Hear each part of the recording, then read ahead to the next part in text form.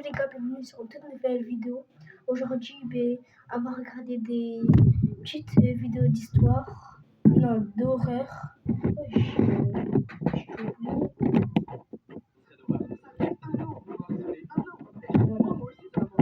On va bien monter le son pour bien entendu. À l'ancienne, exactement comme on en a fait pendant des années. Il y aura peut-être, vous verrez, des manières d'illustrer un peu différentes d'avant, mais c'est bon, c'est pareil, quoi. C'est moi qui vous raconte des histoires. Alors, aussi aujourd'hui, il n'y a pas 3 histoires, il y en a 6. Non, franchement, je vous fais bien ça, vous m'avez demandé en masse un thread d'horreur depuis, franchement, même plus d'un an. Ça vous a manqué, ça a manqué aussi, ça tombe bien, on s'y recolle. Bon, il y a le micro qui est dans le champ, mais au moins le son de la voix est bien, vu que je suis dans une pièce qui résonne, et que quand même mes vidéos, c'est vous qui m'écoutez parler, c'est bien qu'on ait un bon son, quoi, un bon son de micro. Un bon son de micro, quoi. Bref, c'est parti pour ces histoires d'horreur à l'occasion. Quelqu'un a accédé au catalogue US, je ne sais plus dans quel ordre. La gueule du prof, et évidemment tous ses camarades de classe aiment bien ça, un mec qui défie l'autorité et qui se moque du prof. Ryan et ses amis finissent donc par intégrer Vinny dans leur groupe de potes et écouter, s'entendent super bien. D'ailleurs, il y a une trentaine d'années, et à l'époque, il a un nouveau camarade de classe qui rejoint l'établissement en cours d'année, un certain Vinny. Alors au début, tout le monde se méfie un peu plus, parce que c'est rare de voir des nouveaux. Écrivez un commentaire si ça a eu peur. Et abonnez-vous si vous n'avez pas eu peur. Non, du coup, c'est likez si ça a eu peur. Et abonnez-vous si vous n'avez pas eu peur. Et qu'on les transforme. On va pas se mentir, mais à l'époque, voilà, pour des gamins de 14 ans, c'est hilarant. Vinny se fout clairement la gueule du prof, et évidemment, tous ses camarades de classe aiment bien ça, un mec qui défie l'autorité et qui se moque du prof. Ryan et ses amis finissent donc par intégrer Vinny dans leur groupe de potes, et écoutez, ils s'entendent super bien. D'ailleurs, à l'époque, dans ce fameux groupe de potes, il y a un peu un rituel. Pas du bisoutage, rassurez-vous. Ils ont juste pour habitude, chaque week-end, d'aller dormir chez l'un d'entre eux. C'est l'occasion pour eux de passer du bon temps, de jouer aux jeux vidéo. Sur place, ils rencontrent évidemment ses parents, qui, le premier abord, sont super sympas.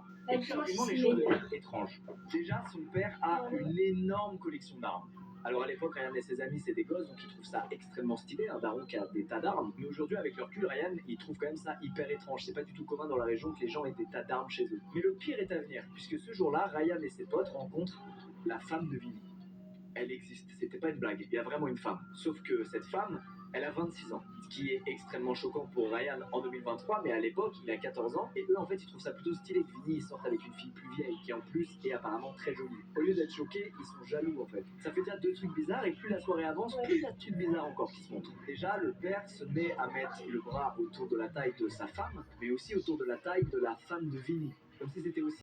Après ce moment chelou, bon, les sort, j'ai sauté les endroits un peu bizarres. Mais au bout de quelques minutes, le père sort et leur demande de revenir à l'intérieur. Alors ils comprennent pas, ils sont dehors depuis littéralement 5 minutes et ils sont à portée de vue de la maison, il n'y a pas de quoi s'inquiéter. Mais ils s'exécutent et ils retournent dans la maison. Et quand ils y retournent, la mère de Vinny les y attend. Elle les attend avec des serviettes dans les mains et elle leur demande de s'aligner devant la porte de l'arc, un truc encore plus bizarre. Tous les miroirs sont recouverts par des draps. Alors, il comprend toujours pas aujourd'hui la raison derrière ça, mais en tout cas, à l'époque, quand il voit ça, il est vraiment en panique. Après le calvaire du bain, les parents de Vinny demandent à Ryan et ses potes d'aller se coucher. Ce qui est extrêmement bizarre, étant donné que dehors, il fait encore jour. Et vu ce qu'ils viennent de vivre, Ryan et ses potes ne montrent aucune résistance, ils s'exécutent. Vinny va dans une chambre à part avec sa femme, et Ryan et ses 2 potes vont dans une autre chambre dans laquelle ils vont devoir partager un grand lit à 3. Clairement, quand ils comprennent qu'ils vont devoir dormir à 3 dans le même lit, ils détestent ce moment. Ils trouvent ça extrêmement bizarre et ils se disent putain les gars, on n'aurait jamais dû aller dormir chez Vinny. C'est très chelou en fait ce qui se passe ici. Et malheureusement, c'est pas tout. En pleine nuit, ils n'arrivent pas à dormir évidemment à cause de ce qu'ils viennent de vivre et ils entendent des chants un peu étranges et des bruits de pas. Et vu l'ambiance de la maison et ce qu'ils viennent de vivre, ça les terrifie. Alors c'était peut-être encore un des rituels chelous de la famille de Vinny, mais une chose est sûre, nos 3 amis ne veulent cette fois pas du tout en faire partie. Ils vont donc attendre que ça se calme un peu, qu'il y ait moins de bruit dans la maison, avant de prendre la fuite. À 1h du mat, ils ouvrent la fenêtre de la chambre, ils sautent, ils prennent leur vélo et ils se cassent. Pendant leur fuite, Ryan se retourne et il aperçoit la mère de Vinny les regarder fixement, immobile, depuis la fenêtre de leur chambre. Cette image, elle a tellement marqué Ryan qu'il s'en souvient encore aujourd'hui. Bref, nos 3 amis arrivent enfin chez lui et surprise en arrivant, la maman de Ryan est au téléphone. Et au bout du fil, vous vous en doutez, c'est la mère de Vinny.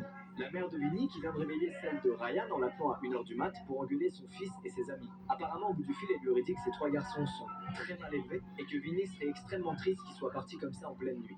Et puis elle s'est aussi mise à dire des trucs incompréhensibles, à tel point que la maman de Ryan a préféré raccrocher tellement la conversation devenait bizarre. Les jours qui suivent, la maman de Vinny va leur laisser des messages sur le répondeur, des messages tout aussi bizarres, dans lesquels elle fait des phrases qui n'ont aucun sens, elle lit des mots qui n'ont aucun rapport entre eux. Bref, des messages qui font flipper les parents de Ryan. Et Vinny, lui, ne vient plus à l'école. Au bout d'un moment, leurs profs vont même leur annoncer que Vinny n'est plus scolarisé dans l'établissement, sans pour autant leur expliquer pourquoi. En fait, la dernière fois que Ryan et ses potes ont vu Vinny, c'était ce soir-là quand ils ont dormi chez lui. Après ça, ils l'ont plus jamais vu et ils n'ont plus jamais eu de news. Mais le temps Ça m'a passe, pas les fait années peur. passent, et Ryan, lui, il a jamais vraiment oublié cette histoire. Ce soir où ils sont allés dormir chez un nouveau gars de leur classe et qu'il s'est passé plein de trucs chelous, et qu'ensuite il a disparu. Et des années plus tard, par curiosité, il va chercher Vinny et sa famille sur Facebook, histoire de voir ce qu'ils sont devenus. Et c'est à ce moment-là qu'il va découvrir que Vinny, ses parents et l'une de ses sœurs sont morts. Tous leurs profils sont passés en mode mémorial avec des messages qui leur souhaitent de reposer en paix. Malheureusement, ses recherches n'iront pas plus loin. Il sait juste qu'ils sont morts, il n'a pas réussi à trouver d'autres infos. Mais aujourd'hui, avec le recul, il est persuadé que la famille de Vinny était dans une secte très étrange, qui expliquerait des chants religieux en pleine nuit, la femme de Vinny alors qu'il a 14 ans, les draps sur les miroirs, bref, tous les trucs chelous qu'il a vus ce soir-là. Et pour lui, c'est triste, mais il pense que ça a probablement terminé en suicide collectif, comme ça arrive des fois dans d'autres sectes. Toute sa famille est morte à peu près au Attendez, je même te moment que lui. repose vite Bref, fait. Ryan